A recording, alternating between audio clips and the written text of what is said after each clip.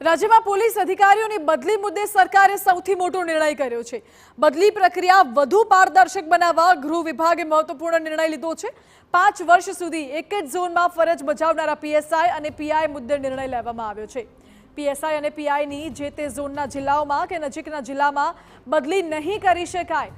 5 વર્ષના સમયગાળાની ગણતરી કરવા બ્રાન્ચોની નિમણૂક પણ ધ્યાને લેવા માટે નિર્દેશ કરાયો અને આ તરફ તમામ અધિકારીઓને રાજ્યના અલગ અલગ ક્ષેત્રોમાં ફરજ બજાવવાની તક મળે તેવો હેતુ છે।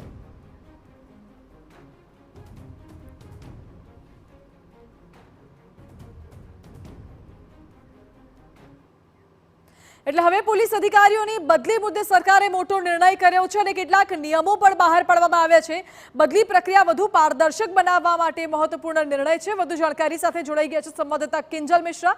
જે કિંજલ, સરકારે બદલી પ્રક્રિયાને સરળ અને પારદર્શક બનાવવા માટે કેટલાક નિર્ણયો કર્યા છે, મહત્વપૂર્ણ કયા છે એ નિર્ણયો? जी बिल्कुल मानसी, ચોક્કસ કહી શકાય કે એક સાદી અને સરળ ભાષામાં એવું કહેવામાં આવી રહ્યું છે કે પારદર્શક બનાવવાનો પ્રયાસ છે, પરંતુ સમગ્ર ઘટનાની જો માનસી આપણે વાત કરીએ ને તો સિસ્ટમમાં જે પ્રકારથી એક જે પ્રેક્ટિસ ચાલી રહી છે તેને બંધ કરવાનો પ્રયાસ છે। ખાસ કરીને અત્યાર સુધીની જો વાત કરવામાં આવે તો પોલીસ બેડામાં પીઆઈ કે પીએસઆઈની બદલીને લઈને કોઈ ચોક્કસ પ્રકારના જ નિયમો હોય તે પ્રકારનો કોઈ નિર્ણય નહોતા। આ એક જ વિભાગ હતો કે જે બાકાત હતો કે જેમાં કોઈ ચોક્કસ નિયમો નીતિ નિયમો લાગુ પડતા નહોતા।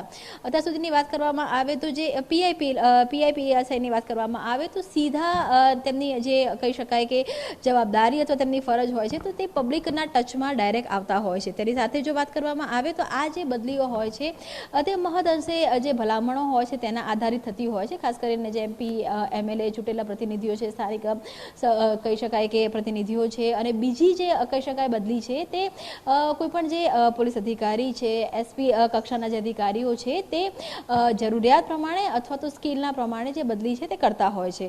પરંતુ તેનો જે એક ગેરફાયદો કહી શકાય અથવા તો જે એક કહી શકાય કે સૌથી આઈ ઓપનર કેસ એ રાજકોટ કેસ રહ્યો। અત્યારે જેટલા પણ મહત્વના નિર્ણય થઈ રહ્યા છે રાજકોટની દુર્ઘટના બાદ થઈ રહ્યા છે, કેમ કે એક જ જગ્યા પર જ્યારે એક જ વ્યક્તિ અનેક સમય માટે હોય છે તો સીધી વાત છે કે તેના એક પ્રકારના ઇન્ફ્લુઅન્સ થતા હોય છે। રાજ્યની અંદર આપ જુઓ કે આમ દર બીજા દિવસે ક્રાઇમની ઘટના તો આવતી હોય છે, તેની સાથે બુટલેગરના સહિતના જે અનેક મુદ્દાઓ હોય છે કે પોલીસ સામે સીધા આક્ષેપો થતા હોય છે। તેની સાથે જ કેટલીક જે પોસ્ટિંગ હોય છે તે પોલીસ ખાતાની અંદરની વાત કરવામાં આવે કે પછી સરકારી કર્મચારીઓની વાત કરવામાં આવે તો કેટલીક જે પોસ્ટિંગ હોય છે તેને ક્રીમ પોસ્ટિંગ કહેવામાં આવતી હોય છે અને કેટલીક પોસ્ટિંગ હોય છે તેને સાઇડલાઇન પોસ્ટિંગ કહેવામાં આવતી હોય છે।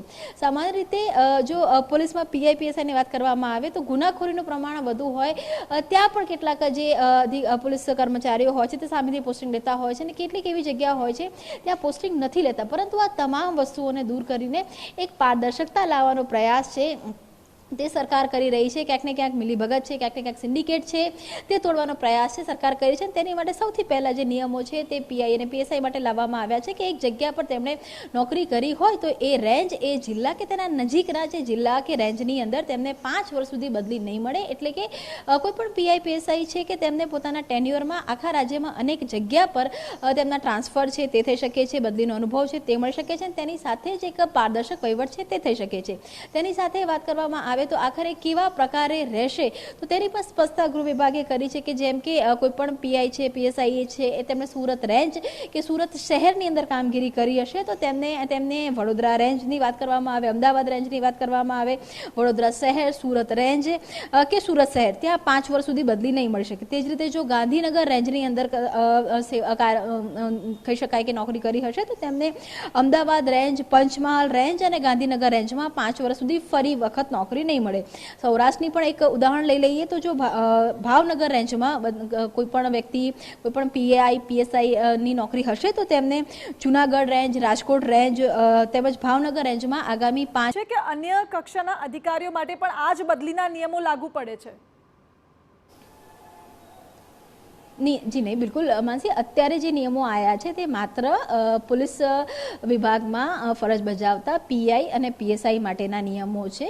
પોલીસ વિભાગની અંદર વર્તમાન સમયમાં જે પણ પીઆઈ પીએસઆઈ છે જેમની આગામી સમયમાં બદલી પણ થવાની છે કે બદલીનો ટેન્યોર છે, આ જે નિયમો છે તે માત્ર પીઆઈ અને પીએસઆઈ માટે લાગુ પડી રહ્યા છે. કેમ કે મહદઅંશે સૌથી વધારે જે ભલામણોની વાત કરવામાં આવે કે સૌથી વધારે કહી શકાય કે મનપસંદ જગ્યાની વાત કરવામાં આવે તો એ પીઆઈ પીએસઆઈમાંથી આવતી હતી અને આ પોલીસ બેડામાં લગભગ કોઈ ચોક્કસ નિયમો ન હતા. તો એની માટે આજે શરૂઆત છે તે કરવામાં આવી છે. પીઆઈ અને પીએસઆઈ માટેના આ નિયમો છે અને આ જ પ્રકારના નિયમો આગામી સમયમાં કોર્પોરેશન માટે પણ આવી શકે છે. વિવિધ કોર્પોરેશનમાં કાર્યરત કર્મચારીઓ માટે પણ આ પ્રકારના નિયમોની વિચારણા સરકાર કરી રહી છે. જી કિંજલ, આભાર આપનો.